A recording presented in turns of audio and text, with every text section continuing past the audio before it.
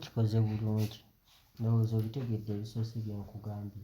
N'ekirala mbadde njagala engeri gye wagaanye okugenda, engeri gye wanneesibyeko gye weesibye wano, ogenda kunkolera ekintu kimu.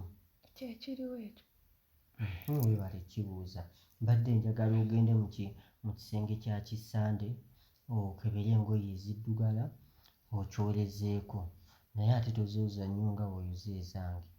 Owulidde?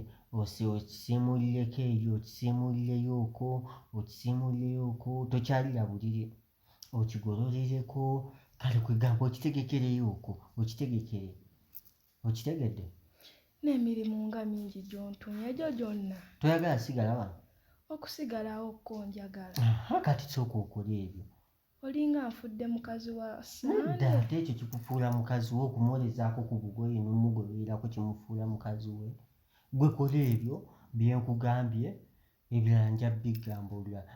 Kwegamba omufumbireyo ne kamere, waliwo mugundi, waliwo amatooke agaliwo, omufumbirewooko kamere, kwegamba ne kacaayi omufumbirewooko, oteekeko ne mu fulasika.